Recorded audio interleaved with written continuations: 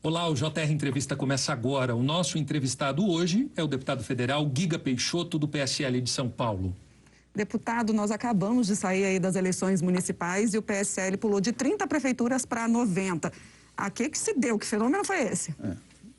É muito importante lembrar que o PSL vem de um fundo eleitoral, o segundo maior do Brasil.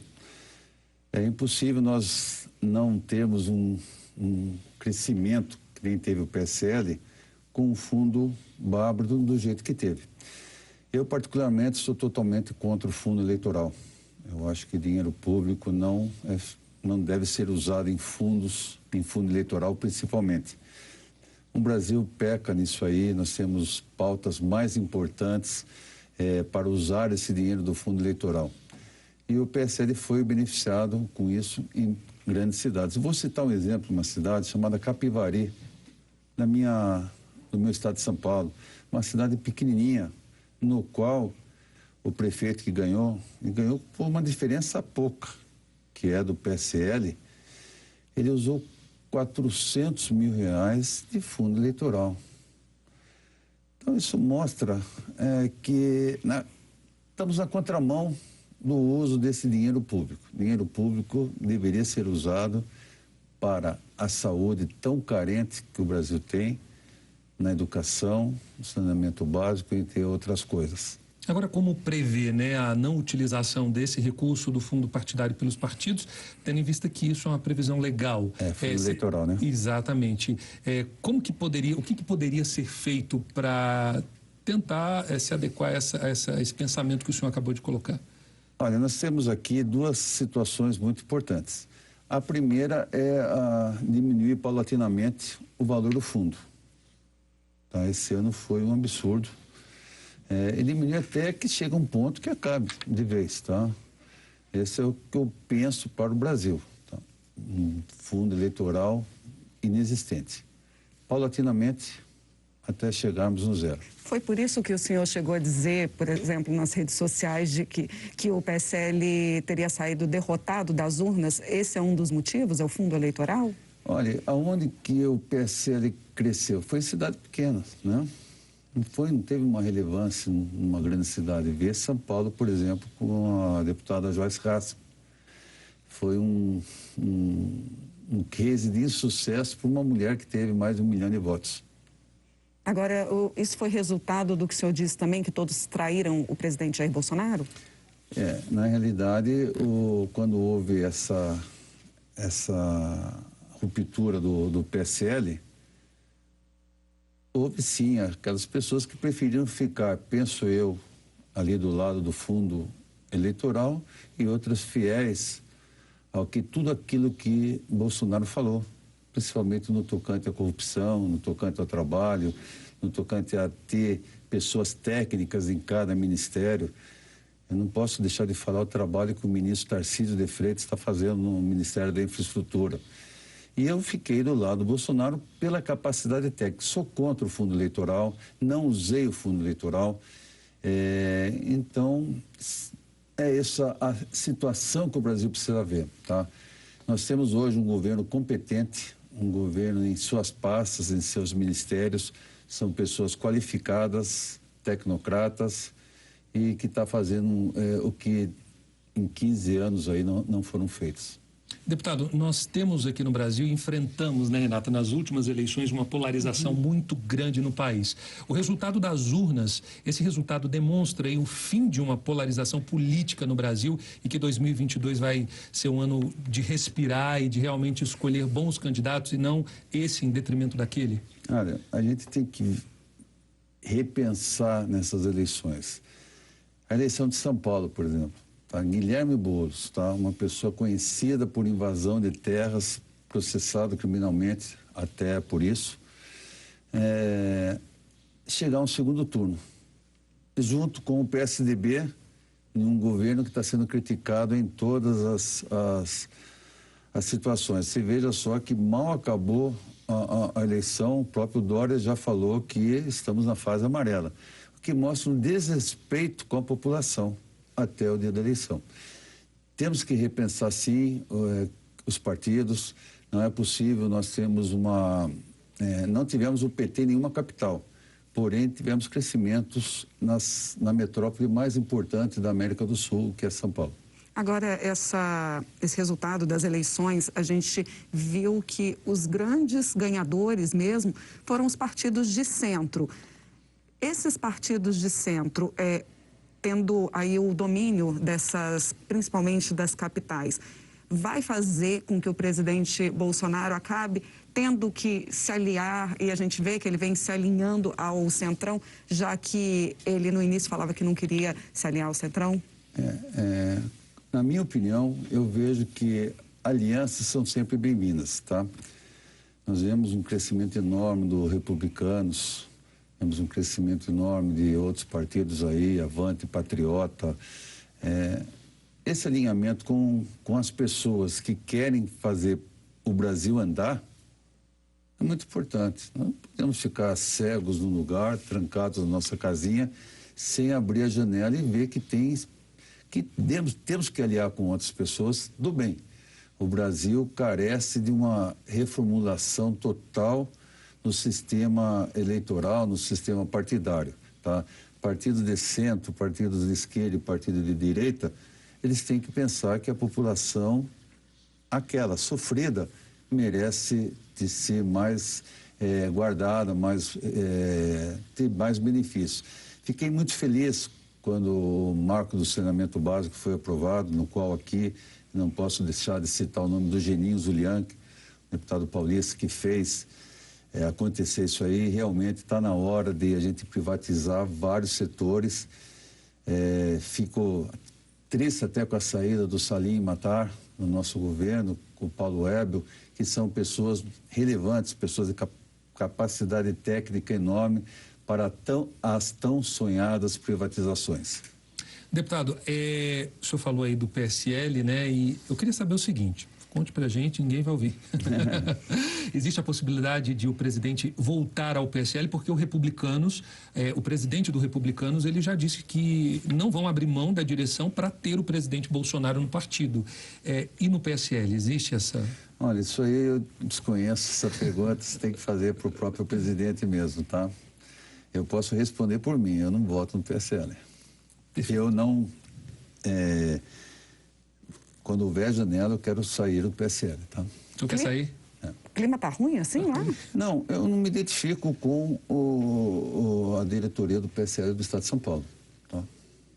Então o senhor acha que a melhor alternativa seria o presidente Bolsonaro não ir para o PSL? Não, essa é o presidente que resolve. E eu, particularmente, com essa diretoria vigente no PSL no Estado de São Paulo, a diretoria executiva estadual, eu não, com certeza... Você chegou a ter algum atrito específico lá? Não, eu só não concordo ali o jeito da carruagem andar. Agora vamos falar de eleição para presidente da Câmara. Existe aí ainda, está no ar, o STF ainda vai julgar essa história de se Rodrigo Maia poderia ser reeleito.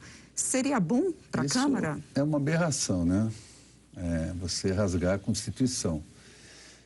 Tem uma PRC 49, que é da minha autoria aí, no qual pede que haja, dentro do regimento interno da Câmara, no artigo 7, uma mudança em voto aberto para a presidência e a formação da mesa na Câmara dos Deputados. Torço muito para que essa PRC seja votada, seja possível alterar, porque o voto tem que ser aberto. A população tem que saber em quem seu deputado votou para presidente da Câmara. Tá? Se votou para o candidato A, B, C, não importa, mas a população tem que saber. Tá? Tem que saber. E eu não acredito, sinceramente, que possa haver uma mudança na Constituição e que haja uma reeleição nas casas. O PSL tem algum candidato, tem algum nome já para poder colocar ali como expoente para as eleições? Eu desconheço isso aí, tá? Até porque, que nem eu falei para você, o PSL é um partido que eu estou no PSL, mas não pertenço ali às reuniões do PSL. Não... Agora, deputado, como é que faz quando... Mas sei de bons candidatos que querem participar da eleição da Câmara. Agora, então, cabe a esses bons candidatos procurar apoio em pessoas, em parlamentares, por exemplo, como o senhor, que não está satisfeito com o PSL? Olha, a gente não pode mexer no regimento interno, em algumas fases, como a janela. Hoje eu sou PSL, a cadeira minha pertence ao PSL, tá? Então, se eu não for expulso do partido, eu tenho que ficar no PSL. Penso que um dia possa haver uma mudança nesse regimento interno da Câmara, no qual a cadeira pertença ao deputado, não ao partido. Perfeito. E você pode assistir ao JR Entrevista na Record News às 10h40 da noite, também no Portal R7, no Play Plus, no Jornal da Record, no JR 24 horas à meia-noite e meia e ainda em todas as nossas redes sociais. Deputado, o senhor também é autor de um projeto, né, que ele altera o voto aberto a eleição para a composição da mesa diretora da Câmara, né? Por que esse projeto? Eu queria que o senhor falasse um pouquinho mais sobre ele. Esse projeto vem ao encontro dos anseios da população. Tá? A população quer saber em quem seu deputado votou para presidente da Câmara, na composição da mesa da Câmara. Sim. Tá? Foi o único voto secreto que eu tive durante esse meu mandato. Nós temos que ser transparentes. O senhor havia dito na pergunta anterior sobre a presidência e aí temos a mesa tá? E todas essas votações sem dúvida, de forma aberta e clara, né? Aberta, mais transparência, menos negociações, tá? Então, eu acho que a população merece saber em quem seu deputado votou para presidente da Câmara e nos demais cargos na composição da mesa diretora da Câmara dos Deputados. Deputado, falando em votação, vamos falar de votação importante que está pendente. A gente tem uma reforma tributária que está mais ou menos aí parada, a gente não sabe para que rumo vai, reforma administrativa. Que rumo isso vai tomar? Tem jeito ainda até o fim do ano? Eu gostaria muito que a reforma tributária, a reforma administrativa fosse o grande legado deixado pelo presidente da Câmara, Rodrigo Maia. É muito importante para o Brasil, principalmente num momento crítico como esse, as duas reformas, tá? Na reforma administrativa, nós excluirmos os parlamentares e outros cargos, não é uma reforma que o Brasil precisa. É uma reforma do sonho dos brasileiros. Não dá exemplo, né, deputado? Não dá exemplo, né, quando você exclui. Os parlamentares, eu acho que nós temos que ter, sem dúvida alguma, menos benesses, menos privilégios, menos outras situações. Na verdade, há quem diga que os privilegiados na reforma administrativa, né, não são atingidos diretamente pela reforma. Então, a exclusão do parlamento na reforma administrativa não será uma reforma administrativa que o povo brasileiro quer e merece. Agora, qual a reforma administrativa dos sonhos, a reforma administrativa que o senhor defende? Bem, a inclusão de alguns cargos, tá, a inclusão do parlamento. Alguns cargos tipo magistrados? Judiciário, né? Judiciário, sem dúvida alguma. Tá? Algumas benesses que são a eles destinados. No próprio parlamento, tá? Uma redução drástica de gastos, seja até de ordem salarial, de alguns benefícios que temos, que eu não uso. Tá? Eu fui, no ano passado, o deputado que mais usou Uber no Brasil. E a revista Época colocou isso. Eu gastei 7.100 de Uber em 11 meses, tá? Usando Uber somente aqui em Brasília, aeroporto, a minha residência, que é no Sudeste. Quer dizer, essas coisas precisam ser acabadas. Nós temos que diminuir o custo do Brasil, tá? O custo do parlamentar. As casas, o Congresso Nacional custa caro para o brasileiro, custa muito caro para o brasileiro. Falando de reforma agora tributária, a reforma tributária, a reforma dos sonhos de todo mundo é tentar diminuir a questão do pagamento de impostos e, a exemplo da pergunta da Renata, qual seria a melhor reforma administrativa, qual seria a melhor reforma tributária, no seu entender? Olha, nós temos 3 pautas rodando aí, tá? São 3 PECs da reforma tributária. Se você colocar eu tenho uma sugestão que eu estou querendo fazer, mais uma PEC, estou tentando entrar aí, no qual o imposto de consumo seja zerado. É uma deslealdade esse imposto de consumo para a população mais sofrida do Brasil e também uma tributação mais séria para, não no faturamento, sim no lucro. Hoje a gente vê que o faturamento tem a mesma coisa de qualquer outra situação. Nós queremos a PEC que eu penso que seja tributado o lucro. Deputado, o que é esse imposto de consumo? Veja bem, você vê o básico, comida, remédios, isso aí tem que ser zerado. Agora, e outra coisa, os impostos sobre grandes fortunas, esse é um formigueiro que ninguém quer mexer, né? Olha, tem coisas que são aberrações no Brasil. Lanchas, jet ski, isso aí não tem imposto. Helicóptero não tem imposto. Tá? O arroz e o feijão tem. O arroz e o feijão tem. Tá? Isso é uma aberração. E outra, grandes empresas, você tributar dividendos, eu sou a favor da tributação de dividendos. Tá? E olha que eu recebo dividendos, tá? Nas minhas aplicações em ações, mas eu sou a favor da tributação de dividendos. Tá? Então, a gente quer que o Brasil, que nós estamos formando nessa legislatura, seja uma referência, essa legislatura, para as próximas. Não estou preocupado em reeleição, não estou preocupado em nada. Eu quero sim fazer um Brasil, dentro das minhas possibilidades, que seja uma renovação, que seja um compromisso com o futuro mesmo. Agora, a comissão de orçamento, a gente falando em dinheiro, comissão de orçamento, até agora, não foi instalada e, pelo jeito, vai continuar essa briga, na verdade, que é uma briga que é maior do que isso, é pela presidência da casa. Como é que vai ficar? Vamos entrar sem orçamento? Eu Como é que vejo faz? 4 situações que necessitam da maior urgência. Uma é a reforma tributária, reforma administrativa, privatizações e também orçamento. Orçamento, eu acredito que seja dessas 4 pautas a mais rápida, porque está chegando aí o final do ano. Temos que ter orçamento. É um ano conturbado, é um ano no qual atípico, tá? No qual teve tudo que foi Paulo Guedes tentou, no qual aqui eu faço uma reverenda a Paulo Guedes pela capacidade que ele tem, do jeito que ele fez o ministério dele ser um ministério de referência.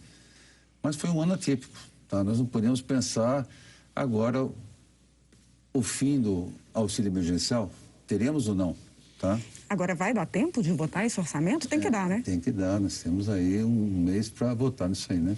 O presidente da Câmara, Rodrigo Maia, inclusive em relação às reformas, ele quer ser aí um presidente conhecido como reformista, né? Já fez a reforma da Previdência. Exatamente. Agora já se fala, por conta dessa pauta cheia, em não ter recesso. O que o senhor acha dessa proposta? Eu acho que o recesso não teria que ter mesmo, tá? Não teria, causa a pandemia. Nós temos que trabalhar e, como você muito bem falou, do Rodrigo Maia, eu penso que ele quer deixar, desculpa, foi o Alessandro que falou, quer deixar como legado a reforma previdenciária, que foi um sucesso, e como a reforma tributária. Reforma previdenciária foi uma goleada, tá? Foi 379 votos, o que mostra que o brasileiro queria, sim, a reforma previdenciária. E nós temos tudo para fazer a reforma tributária, que hoje é um cheio de nós, é medíocre o nosso sistema tributário, não para o menos medíocre, e sim para o bom, a boa reforma tributária. É isso que eu penso, esse é o meu sonho. Bom, deputado, e a gente vai fazer uma pausa e na volta o projeto que acaba com a prescrição para o crime de estupro de vulnerável. É daqui a pouco. Estamos de volta com o JR Entrevista, aqui com a gente o deputado federal Guiga Peixoto, do PSL de São Paulo. Deputado, o senhor é autor do projeto que acaba com a prescrição, que é o tempo que um crime deixa de ser punido para o crime de estupro de vulnerável. O crime de estupro já não tem mais prescrição, é isso? Veja bem, esse projeto de lei vai ao encontro do que muitos médicos, pessoas da saúde falam, que realmente o estuprador não tem fim, tá? Ele não tem um crime só, ele é uma doença que vai Então, o crime de estupro, sem dúvida alguma, não tem que ter um tempo limitado. Ele tem que ser, a pessoa vai descobrir depois de 30 anos que quem estuprou, tudo. Então, esse é um projeto que tem que ser, as mulheres principalmente são vítimas de feminicídio, são vítimas de estupros, e as pessoas mais vulneráveis, né, no caso, serão os beneficiados desse projeto de lei. Deputado, deixa eu tirar uma dúvida em relação a esse projeto. O senhor fala de estupro de vulnerável. No caso, essa prescrição, o fim seria só para, no caso de vulneráveis, ou, por exemplo, um estupro de uma mulher que não tem nenhuma condição a mais de ser vulnerável, além de ser mulher, seria então só para pessoas com alguma condição de vulnerável? Eu coloquei vulnerável, tá, para que seja o começo de uma grande discussão. Para que seja o começo de uma grande discussão. Eu acredito que tem que ser para as mulheres, para os homens, enfim, para tudo, tá? Mas os vulneráveis hoje, a gente vê que são as pessoas que mais sofrem. Eu trabalhei, fui voluntário numa entidade assistencial na minha cidade, o Asilo, Lar São Vicente de Paulo, fui presidente. E lá a gente escutou casos de pessoas que quando jovens, pessoas que tinham um problema mental, alguma coisa, já tinham sido estupradas, tá? Esse é o motivo pelo qual o senhor tem tanto essa pegada social, por exemplo, esse projeto seu, que é muito bonito, esse é o motivo porque você... Veja bem, eu trabalhei, fui voluntário em algumas instituições da minha cidade, da minha região. Eu faço parte da comissão de idosos, até pela situação de ter sido presidente de uma entidade de idosos. Idosos que são miseráveis, vamos dizer assim. Então, a gente vê os problemas que eles tiverem em toda a sua vida para que a gente possa trazer dentro do Congresso Nacional a melhora constante na qualidade de vida dessa terceira idade, dessas pessoas que, por uma forma ou outra, são menos afortunadas familiarmente. Entendi. Ainda falando sobre essa questão, né, esses projetos mais ligados à área social, o senhor tem também uma proposta de um projeto que inclui informação sobre sintomas do autismo na carteira de vacinação, né? Qual a importância desses dados nesse documento? Veja bem, o autismo, ele não tem cura, tem tratamento. E se for detectado logo no início que a pessoa tem o autismo, ela poderá ter um tratamento melhor até na convivência social, que é um grande problema do autista, como também nas necessidades básicas, seja no seu dia a dia. Então, você tratando o autista logo quando for detectado essa síndrome, esse transtorno, ela poderá sim ter uma qualidade de vida melhor e a sua família poderá sim, no lado econômico, tá, ter uma situação de menor custo, tá? Hoje, a pessoa que sofre autismo tem que frequentar desde fono, tem que frequentar psicólogo, outras coisas. Mas se detectado logo no início, é comprovado cientificamente que ela terá uma qualidade de vida melhor e no aspecto familiar, financeiro, ela também terá um bom resultado.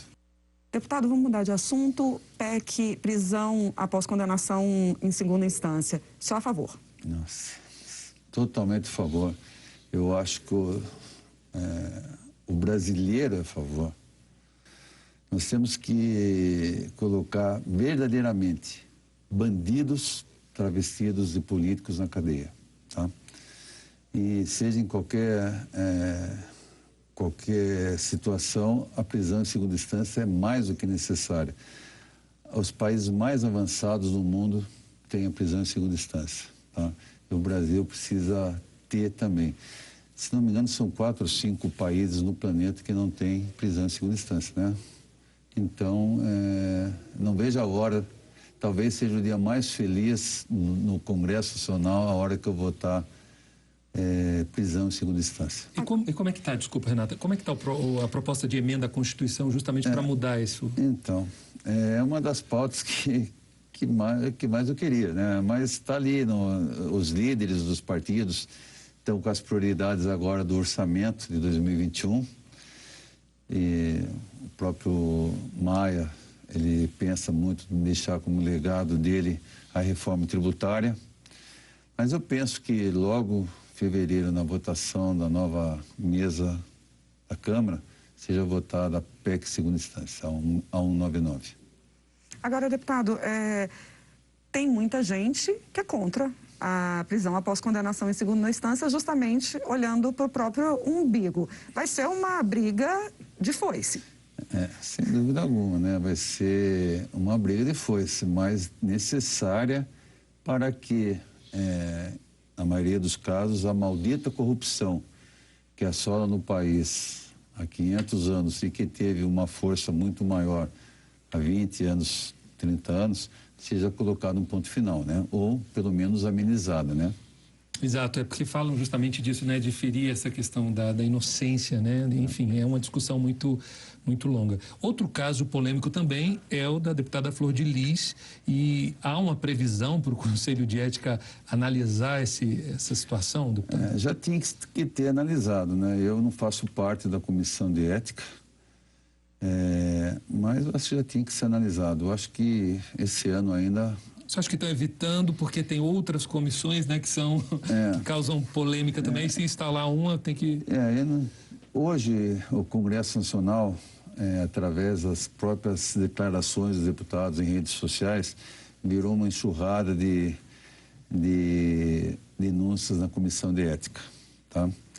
Eu mesmo tive um problema, fui processado por um deputado no STF e teve o meu processo foi arquivado, porque eu falei essa frase, justamente que nós deveríamos acabar com bandidos travestidos de político. E teve o deputado Samuel Moreira que se incomodou com isso e me processou no STF quanto a isso. Foi arquivado, mostra que verdadeiramente não tenho nada a dever na justiça. Deputado, o senhor é contra também, o senhor fala muito que é contra gastos excessivos. O senhor é contra, por exemplo, passagem aérea? A passagem aérea tem que ser ali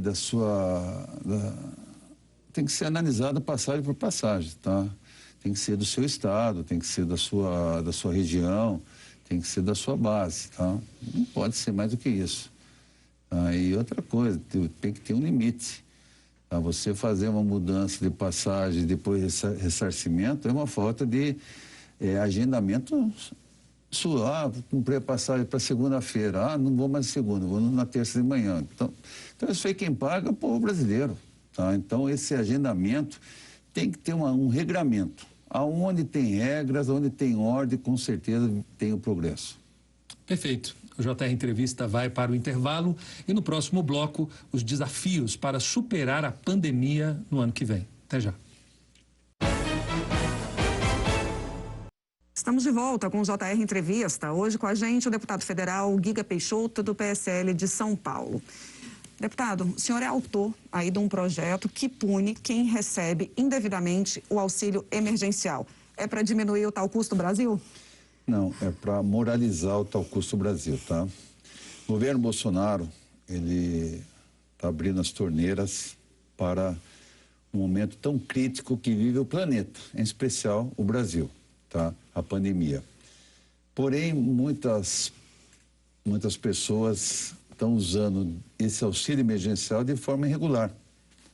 São pessoas que não têm o critério técnico para receber o auxílio emergencial. Tá? E a nossa PL 3803, ela visa punir com mais rigor aquelas pessoas que não têm esse critério técnico de receber o auxílio emergencial. Além de crime de falsidade ideológica, além de crime de estelionato, corrupção passiva, ativa, crime de peculato, é devolução de 10 vezes mais ao erário do que recebeu. Eu acho que é a forma de punição que essa pessoa tem que ter. Tá? O Brasil precisa dizer que o auxílio emergencial é para quem realmente precisa, não como uma fonte de renda. Perfeito. A gente está falando também, deputado, dos impactos na economia, né? Não só no Brasil, o mundo inteiro está enfrentando essa crise, né, que veio junto com o coronavírus. E qual a sugestão para que o país possa, né, se reerguer no ano que vem, né? Se é que é possível, tendo em vista que a gente já está atravessando o ano seguindo aquele mesmo ritmo, o mesmo ritmo de 2020. O que pode ser feito? Nós não temos ainda um fim da Covid-19. Nós não temos ainda uma ciência pronta para o Covid-19. Primeiro, sem dúvida alguma, nós temos que, através da própria Anvisa, achar qual a melhor vacina, quais os melhores resultados que essa vacina trará, e pensando principalmente no futuro, o que essa vacina pode causar para o indivíduo que tomou vacina, para que seja possível começar a amenizar. Hoje nós estamos numa fase, eu pergunto para você, já teve Covid, já outro? O Brasil inteiro está pegando Covid, o planeta inteiro está pegando Covid. A economia está sentindo, e o meu grande mestre na economia que eu falo aqui, Paulo Guedes, junto com o ministro Pazuello, eles estão conseguindo pilotar um avião e deixando as asas, seja na saúde, seja na economia, bem ajustadas, tá? Você vê o salto que dá a Bolsa de Valores. Mostra que a recuperação no Brasil foi uma das maiores do mundo. E eu acredito muito, peço desculpas aos pessimistas de plantão, mas eu acredito muito no Brasil. Eu acredito muito nesse governo. E tenho certeza, quando a Covid-19 tiver um fim, o Brasil vai ser um jato turbo que vai decolar na economia. Nós somos ricos em terras, ricos em solo, ricos em minerais, ricos em pessoas. Temos tudo para ser um país de primeiro mundo, sem dúvida alguma. Ok, obrigado pela entrevista, deputado. Olha, o JR Entrevista fica por aqui. Lembrando que você pode assistir ao programa na Record News às 10h40 da noite, no Portal R7, no Play Plus, no Jornal da Record, no JR 24 horas, à 00h30 e também em todas as nossas redes sociais. Deputado, obrigada pela entrevista, até a próxima e obrigado a você também pela sua companhia. Tchau.